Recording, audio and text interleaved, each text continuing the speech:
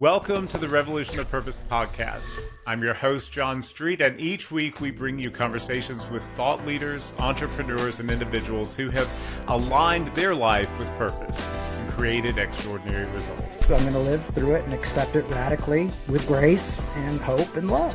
I would be proud to be in this council. It was an honor. I had so much fun. Tune in every Monday for the Revolution of Purpose solo show and every Thursday for Revolution of Purpose conversations.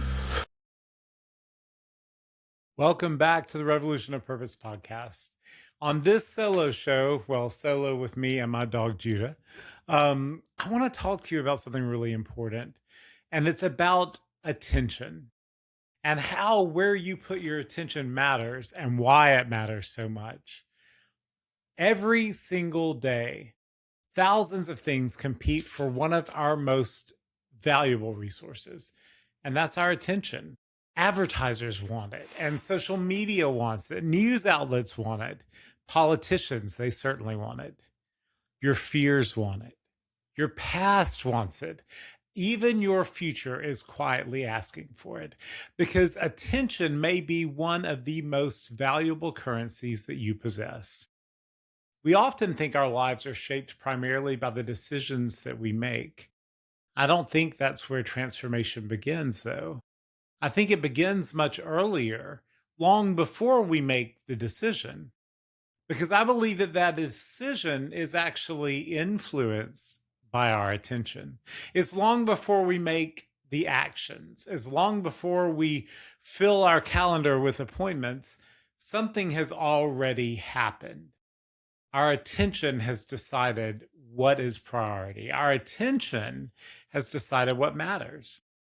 Think about it. You don't accidentally become anxious. You repeatedly pay attention to things that produce anxiety. You don't accidentally become grateful. You repeatedly notice the things worth being grateful for. You don't accidentally become discouraged.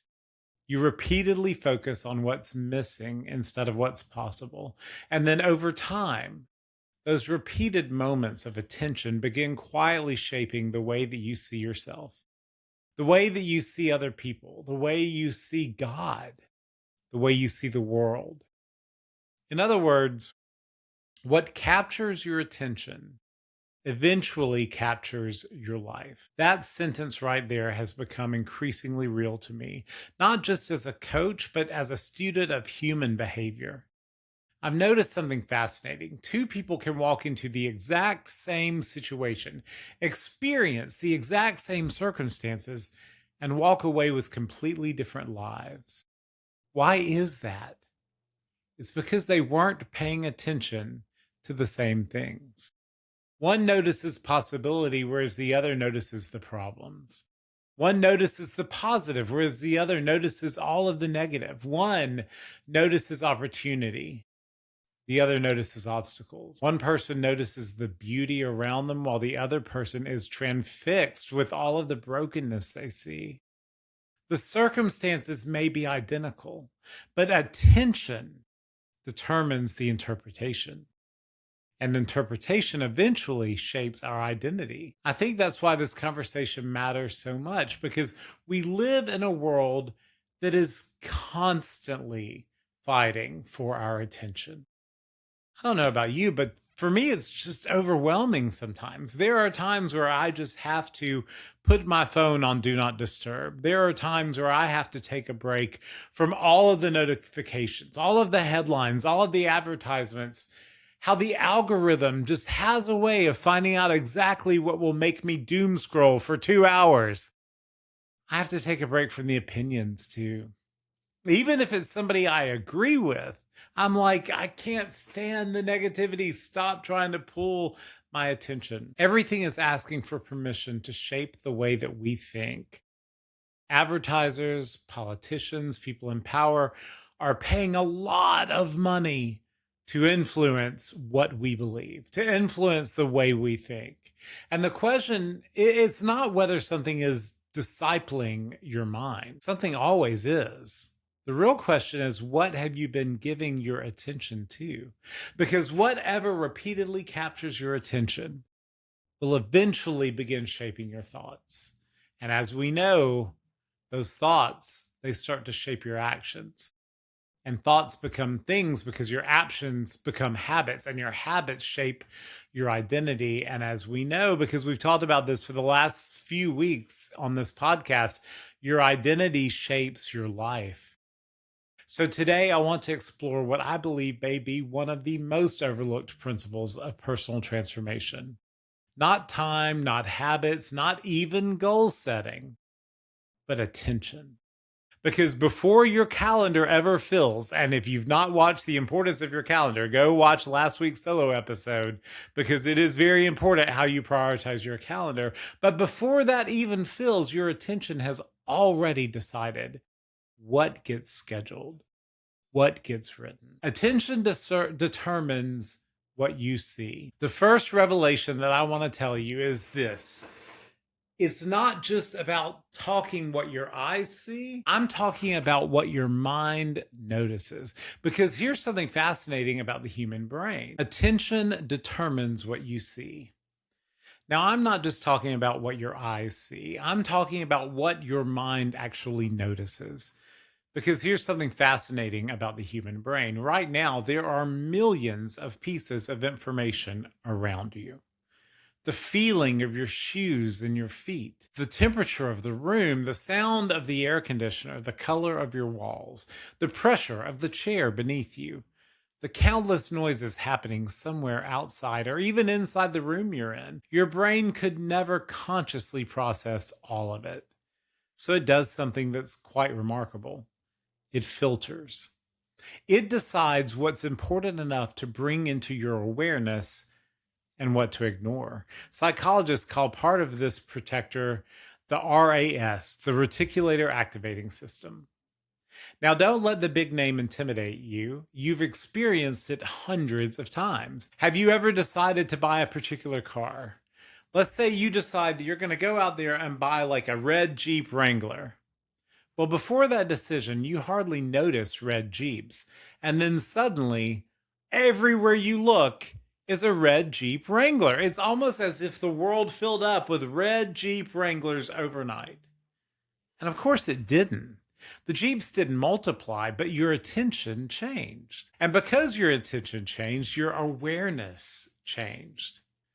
I think life works the same way. When your attention is fixed on problems, problems seem to multiply. When your attention is fixed on reasons that you can't, you'll discover more reasons why you can't.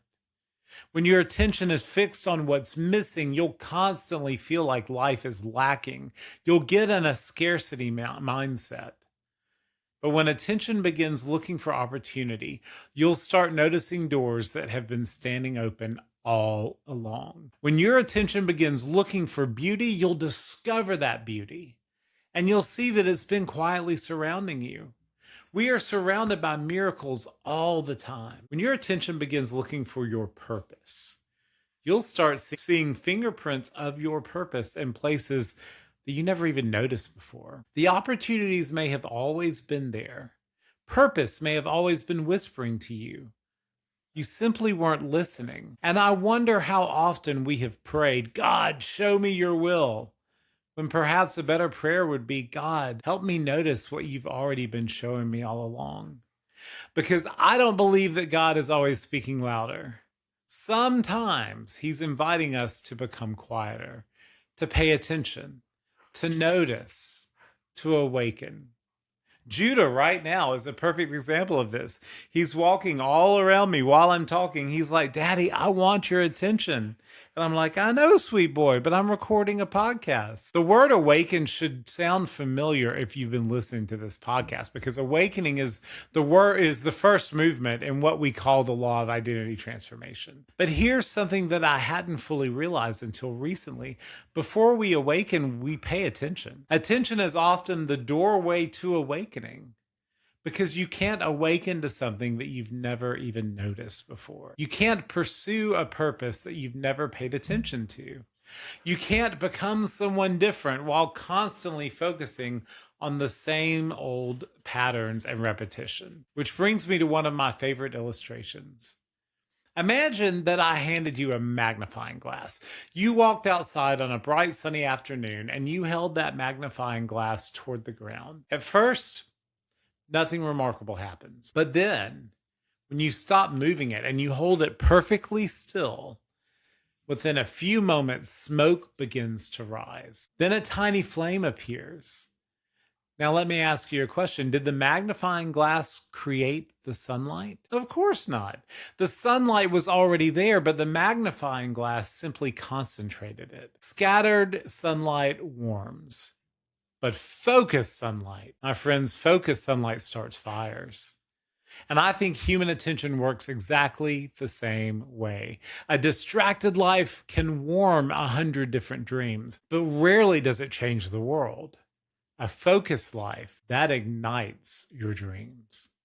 And maybe that's why so many of us feel stuck at times, not because we lack potential or intelligence or purpose, certainly, but because we've allowed our attention to become scattered across so many competing voices. We've never just stood there and waited and held that attention long enough, like that magnifying glass, so that something extraordinary can catch fire. That's the power of attention. It determines what you see, and you repeatedly see it over and over and over again, and eventually that begins shaping the person that you become. Please pardon me while I interrupt your podcast episode with a quick message.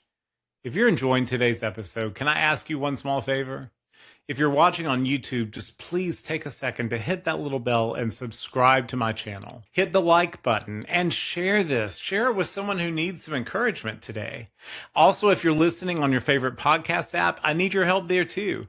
I would be so grateful if you'd follow the show, leave a 5-star rating and review, and share this episode with a friend. These simple actions make a tremendous difference in the growth of this show. They help these conversations reach more people who are searching for hope, searching for purpose, searching for practical mindset tools that will transform their lives. And if you're looking for even more motivation, mindset strategies, and purpose-driven content, I would love to connect with you on social media. You can find me on Instagram, YouTube, and TikTok at John Street Official. Also, I'm on Facebook and LinkedIn. Just search for John Street. And then one last very important thing. If you've ever found yourself asking questions like, why am I here? Am I living my purpose? How do I get unstuck in life? How do I take my life to the next level? Then I would love to invite you to schedule a free clarity call with me. Let me be clear. This is not a sales call. This is not a coaching call with someone from my team. This is nothing pre-recorded. This is a real one-on-one coaching conversation with me. And together we will explore where you are, where you want to go, and what may be standing in your way. My goal is simply to help you gain greater clarity, direction, and momentum in reaching your goals. To connect with me, to schedule your clarity call, or to learn more about the Revolution of Purpose coaching programs that I offer, please visit johnstreet.org or reach out to me on any of the social media platforms I mentioned. And now, let's get you back to today's episode. Let me share with you the second revelation that I had about attention. Whatever you feed grows. Once I began understanding the power of attention, I started noticing this principle in different areas. And one that shows up everywhere in life, in relationships, in leadership, in our spiritual lives, in our health and our mindset. It is incredibly simple. Whatever you feed grows. Think about a garden. If you water the flowers grow. If you water the weeds grow too. Thankfully, here in Alabama, we've had a lot of rain lately. And I say thankfully because when it rains, I don't have to go water all the plants that day. But I tell you what has been coming up because of all this rain, and that's the weeds. I don't want the weeds to grow. I just want the plants to grow. But whatever receives the water, whatever receives the food, whatever receives the attention is going to grow. The garden doesn't stop and ask whether something deserves to grow or not. It simply responds to whatever is consistently receiving nourishment. I think our minds work much the same way. Attention is like water. Whatever repeatedly receives your attention receives that nourishment. So if you're giving your attention to fear, you're feeding fear. If you're giving attention to fear long enough, you notice that it starts to grow and grow and grow. The same works with resentment. If you feed resentment, resentment grows. If you feed comparison, comparison grows. And my friends, comparison is the thief of joy. Stop comparing yourself to everyone on Instagram. Everyone on Instagram are using filters and they're only showing you the most amazing parts of their life. If you feed gratitude, gratitude will grow. If you feed hope, hope will grow. If you feed your purpose and your sense of purpose grows. Feed courage, and courage will grow. Your mind doesn't remain neutral. It develops in the direction of what you consistently feed. That's why I don't think attention is passive. I think attention is actually creative. Every moment of attention is quietly shaping the landscape of your mind, and it's teaching your brain, this matters. This deserves more of my focus. This is important. And over time, what began as an occasional thought becomes a familiar thought, and then a repeated pattern, and then a habit. And as we know, that habit becomes part of your identity. Notice the progression. You don't wake up one morning and suddenly become an anxious person. You repeatedly rehearse anxious thoughts until anxiety feels normal to you. You don't suddenly become a hopeful person. You repeatedly give your attention to the possibility until hope becomes your natural posture. Identity isn't usually built in dramatic moments. It's built in ordinary moments, repeatedly over time. I experienced this in my own life when I finally walked away from my career in the flooring industry. Very little changed overnight, but my circumstances didn't suddenly become easier. There wasn't some magical breakthrough. There were still bills to pay. There were still moments of uncertainty. There were still days that I wondered if I was making the right decision. But there was a change. My attention had changed. For years, much of my attention had been focused on maintaining and building the sales territory that I had, the business that I had built. I was a sales director. I had people who were reporting to me, and that was constantly taking my attention. I was always solving that day's problem, managing today's responsibility, thinking about today's demands. But then something shifted. I began paying attention to a different possibility. What if I really could spend my life speaking? What if I could coach people toward discovering their purpose? What if I could write books that will outlive me? What if my greatest contribution was still ahead of me? Do you see what happened, my friends? My circumstances had not yet changed, but the object of my attention did. And once my attention shifted, my energy shifted, my conversation shifted, my learning shifted, the books I read shifted, the people I listened to on YouTube and social media shifted, the question I was asking shifted, and eventually my life shifted. Not because I forced it to, but because my attention began nourishing a different future. That's why I believe one of the most important questions we can ask ourselves is not necessarily what am I doing, but it is what am I feeding? Because every article you read and every conversation you replay over and over again, every social media account that you follow, every time that you doom scroll for 2 hours at night, every headline you obsess over, every conspiracy theory you just have to hear the latest about, every headline that you read and fear that you rehearse and dream that you nurture is receiving water. And here's the beautiful thing. You may not be able to control every thought that enters your mind, but you can become increasingly intentional about which thoughts receive your continued attention.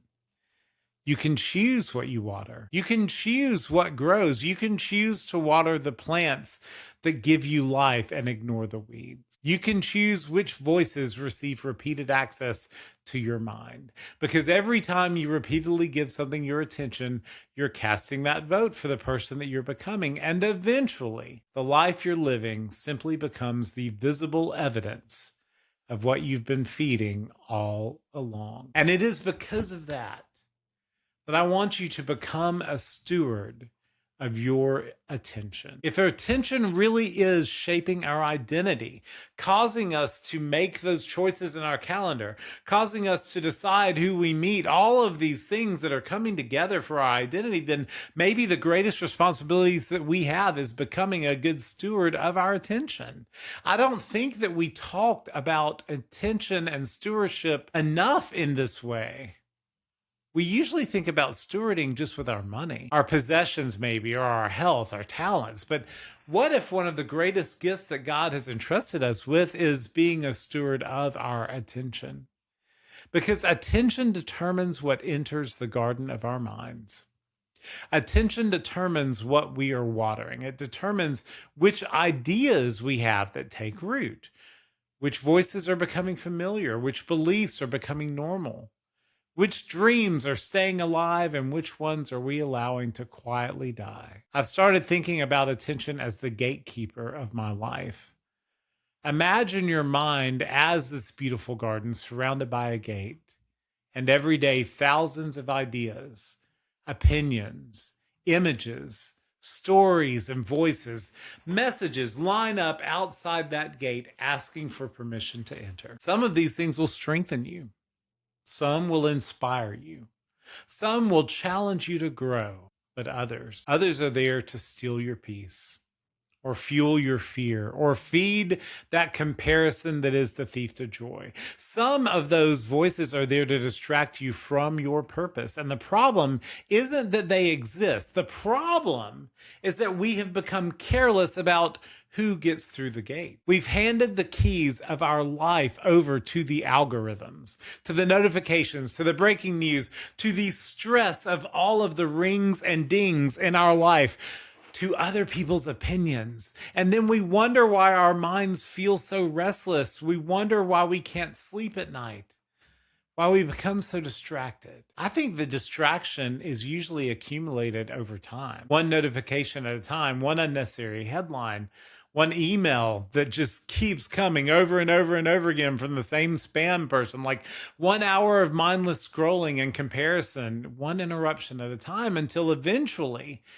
we lose that ability to sit quietly with our own thoughts. And I wonder if one of the greatest tragedies of our generation isn't that we're busy, but it's that we're rarely present in the now, present with God, with the universe, with your higher power, present with our spouse, with our children, with our friends, present with our thoughts. Our attention has become so fragmented that we've mistaken constant stimulation for meaningful living. I don't think those are the same thing. In fact, I've discovered that some of the clearest ideas I have ever had did not arrive while I was consuming information. They arrived after I stopped consuming it, during a walk, while sitting on the dock by the lake, during prayer and meditation time, driving without a podcast playing, even though I do hope that you play this podcast while you drive, standing in the shower, moments when there were finally enough silence for the wisdom to be heard. I think we've become so afraid of boredom that we've forgotten what boredom often produces. Boredom brings some quiet, which gives us room for creativity and reflection, for clarity and insight, for direction. Sometimes God does not speak very loudly. Sometimes he simply whispers. Sometimes he just waits until everything else becomes so quiet. And that's one of the reasons that I've become so protective of my mornings. I have a morning routine before I open my phone, before my feet hit the ground, before I check social media, before I get out of bed and read the news. I start with my gratitudes, 5 things that I'm grateful for every single morning. And then when I do get up, I protect my attention until I have taken my time to pray, to meditate, to envision the life that I desire to live, to envision the day that I want. And then I move on into movement and personal growth and who I'm listening to. I'm not scrolling until I've taken my daily medicine. My attention goes to my personal growth every single morning. And because I have nurtured that morning, I know that it has caused me to grow in ways that I may not ever fully understand. But the first voice that I listen to often sets the tone for every voice that follows that day. And I'm not saying that you should never watch the news. I'm not saying you shouldn't enjoy social media or relax with entertainment. And I will say, after all that happens in my mornings, the next thing I do is work the New York Times crossword puzzle. So I definitely have some fun into my morning ritual. Fun to me, nerdy to you. Either way, I enjoy it. But I do want you to know it's fine to relax with entertainment. It's fine to scroll social media. Those things all have their place. I'm simply asking you to be more intentional about where you put your attention. I'd like for you to ask yourself a question that we rarely ask. Who or what is discipling my attention? Because every day someone is or something is. The only question is whether you've chosen it, you're being intentional, or whether it has quietly chosen you. That's why I believe protecting our attention is not selfish, it is stewardship.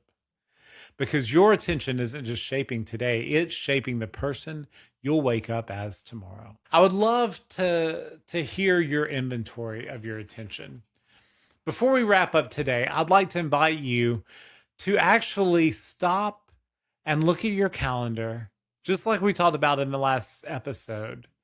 And I want you to ask yourself where your attention is going.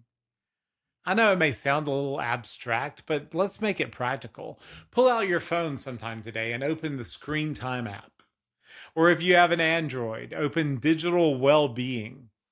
Don't judge yourself, just observe. How much time have you spent on social media this week? How much time have you spent watching videos, reading the news, checking emails, scrolling? Let me ask you something. If a complete stranger looked only at your screen time, would they know who you're becoming? Would they conclude that you're becoming wiser or more peaceful or more purposeful or more compassionate or more spiritually grounded, more creative? Or would they simply be looking at a list of what distracts you? And now let's take this one step further.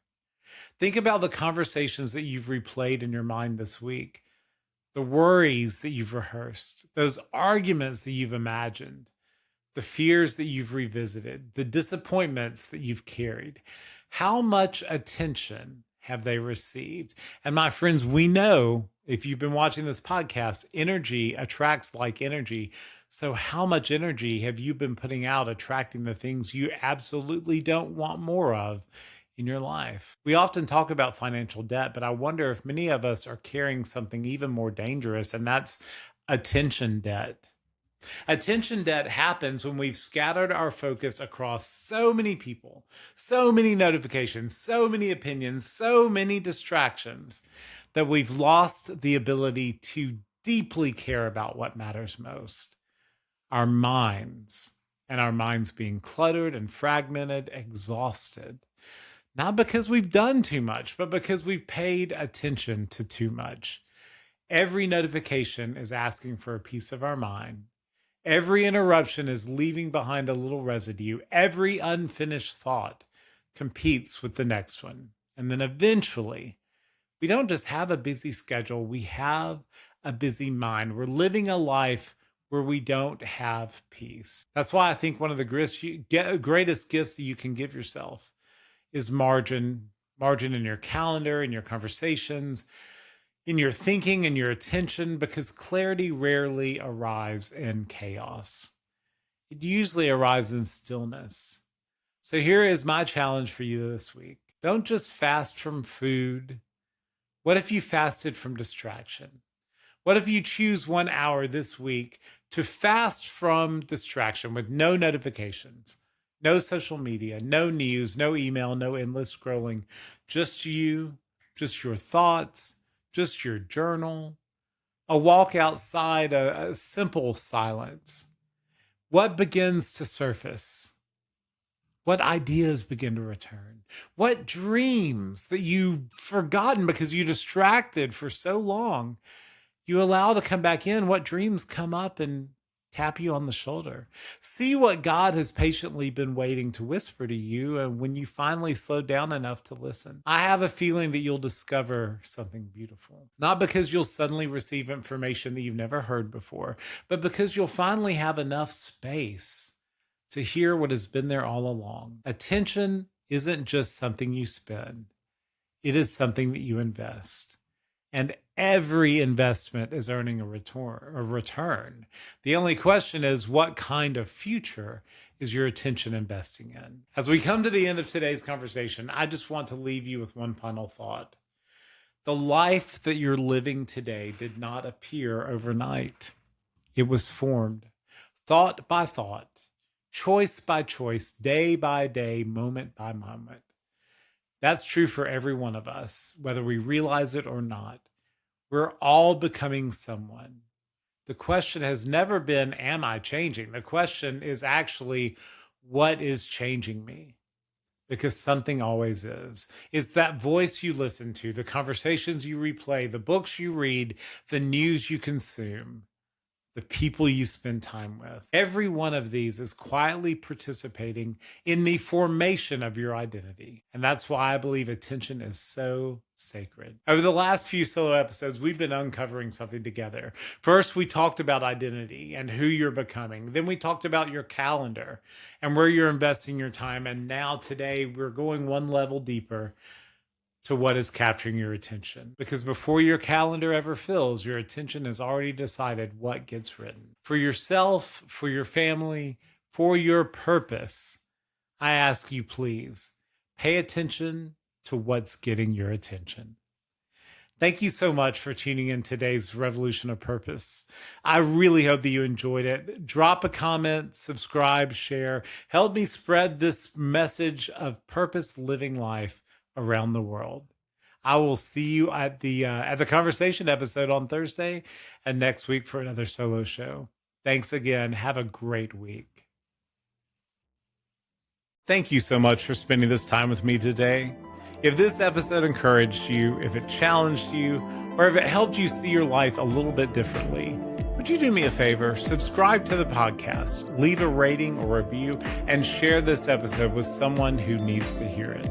Every share helps us reach more people who are searching for hope, purpose, and a life of greater meaning. And if you're ready to stop wondering what's next and start living with greater clarity and purpose in your own life, I would love to meet with you personally.